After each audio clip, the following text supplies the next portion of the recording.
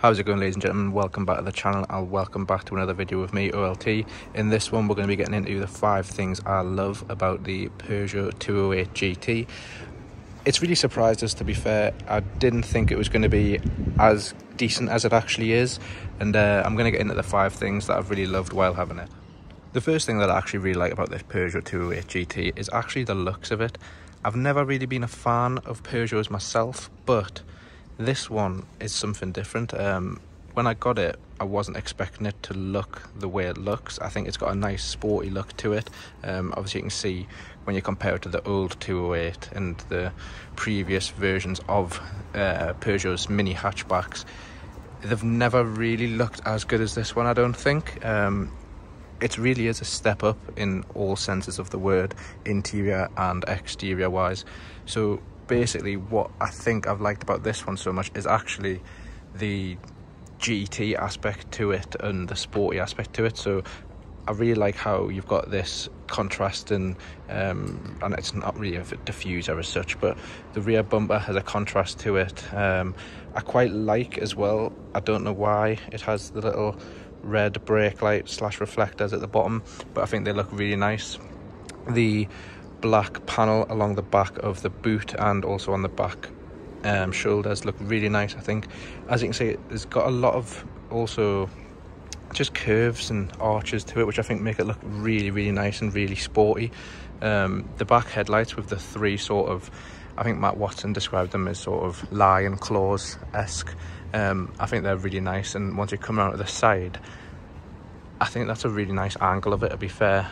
There's not many angles that are that bad. I don't think the front is especially sporty, but I don't think there's many angles where this car doesn't have, as you can see in the nice lighting here, a lot of sort of edges, curves and juts to the bodywork that make it look really nice. I do actually like this GT logo in here with the curved aspect to it.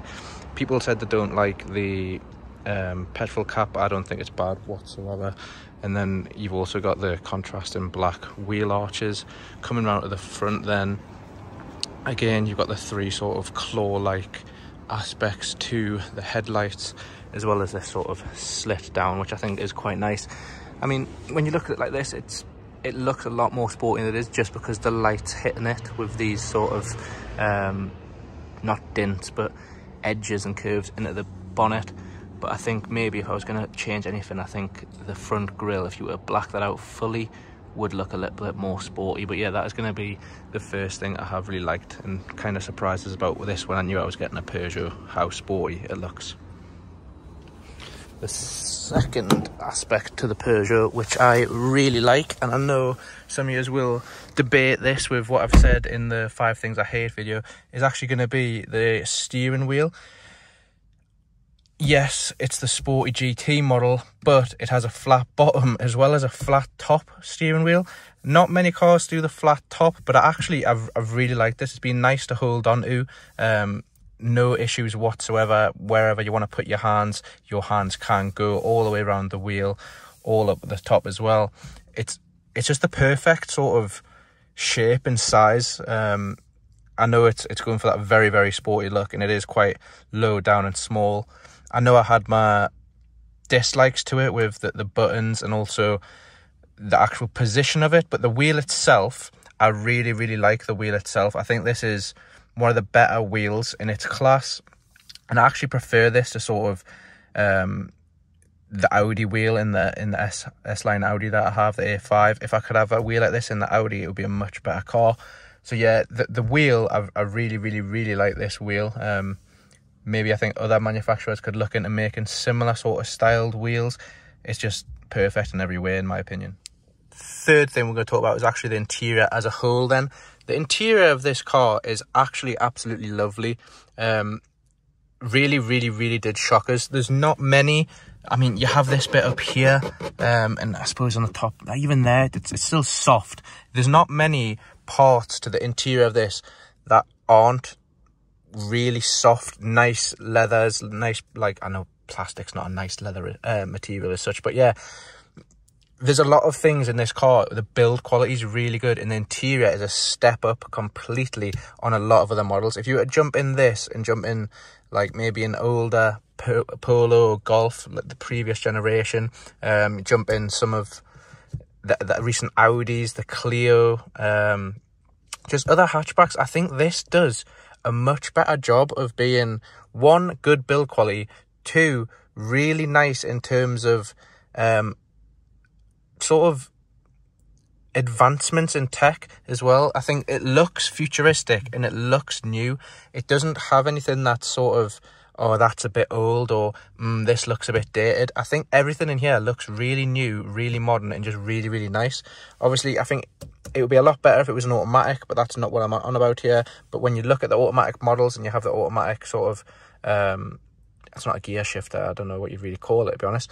But the thing that it replaces the full-on gear stick in the automatic makes it look even more sort of modern and futuristic. It's futuristic to a point where it doesn't look tacky and it doesn't look like it's trying too hard. I just think it's really, really well designed, and the interior design of this Peugeot is absolutely spot on in my opinion. Staying on how the car has updated itself in terms of tech and being modern, if we start the car up then and let this screen load, it's not the quickest, and that is one of the things I did mention in the 5 things I hate video. If we just turn that off, get that off as well. As you can see, the screen does take a little time to start itself up, but drop this into reverse, and as you will see, we have a reversing camera, and I don't know why it always does this at the start. It's like blocked out here, but if we do move, you then do get the 360 surround camera as well. And once you have sort of, say there's a car behind us and I'm reversing, the camera will change and actually do a downward sort of angle to give you a much better view of, so it's the one on the left that changes. This will stay, but so the 3D one will stay, and as you can see, it goes a bit weird every time you come in reverse. The 3D one this one will stay, the bird's eye, but you'll also get a one from sort of as if you were looking down from the spoiler to see just how close you're getting to whatever is behind you, whatever obstacle there is. It gives you a much better view, and to have that when I obviously had the BMW 1 Series recently, which didn't have any reversing cameras whatsoever, is really, really good in the Peugeot. And I think, don't quote us, but I've seen a few videos in different specs, and that has actually came as standard in some of the other models. I know this is the GT model, so you'd expect it in this one. Spec'd up, a GT model can cost sort of 25,000. But yeah, this camera, I was really, really, really surprised that it not only had the camera just reversing, but also had the 360 and the other views available with that camera. So that's going to be the second, no, not the second, the, oh, is that the third or the fourth? I can't remember. It's going to be one of them. I'll check after this. But that is another thing I've loved about this Peugeot. So for the 5th and final thing I've loved about this car, I'm actually going to give you 2 things in one. We are going to say the digital dash here I was really impressed with. If you were to use this little scroller on your steering wheel, as you can see, it will say driving. Once you change it to drive, I'm just going to zoom this in a bit more. Driving will change it, your view to something like this, so you can see your lane keep assist. That's another thing. The tech in this car is spot on. Lane keep assist is available. Collision sort of response is available. Collision warning, should I say. And you've also got a few other things like brake warnings and something else. Oh, I can't remember what it was now. But yeah, the tech in this one is spot on in terms of your driver assistances. You obviously, right, scrolling down again, you have your drive, and then you have your nav. If you really want to put your nav up there, you can have your nav straight on the screen just like that. Next one, minimum,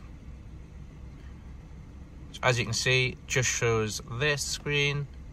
You have your personal one, so you can actually customize these to show different things all the way along. So for this one, it's going to have your range on the left side, your media source in the middle, your miles per gallon, your miles per hour on the right.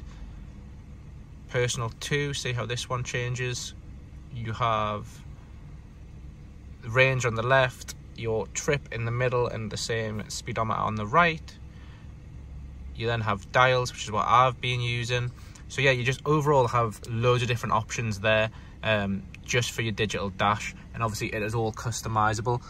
you can do that then by loading up this color themes blue at the moment. I mean, that I swear that let us change that the other day, but whatever. Change that theme to red. As you can see, it shows up like this. Change it to red, and the color theme on here changes. Change that to quartz, okay. And that's a lovely color, I won't lie. Yeah, you can just change so much about the digital dash and stuff in this car, and also the screen that I really liked. The other thing I was going to say is, yes, I know I said I didn't like how there was no physical dial to use this screen, but the shortcuts on here are really useful. So instead of some other cars where you've got to click through everything on the actual screen, you can just, if you want your music, just push your hand on there, music comes up. If you want your aircon comes up. Nav loads it up. These are all just great shortcuts to get you onto different things. Press the car in the middle, obviously you can see you get your driving functions, as well as your vehicle settings. There's so much about this car you can actually change. I was really surprised that you got your phone, you then have your connected apps with your Apple CarPlay and your Android Auto, and then again back to your settings, and you can set up different profiles, as you can see, so that if you drive the car and a friend drives the car or family member drives the car, you can set up different profiles to obviously suit a different person. I might like this quartz, as it's called, which I think is like a lime green, but my partner or my mom or someone like that might like it in blue or red. So you can just change so much, and that would also obviously change the layout of the 3D cluster in your dashboard. There you have it, ladies and gentlemen. They are the 5 things that I have loved about this Peugeot 208 GT.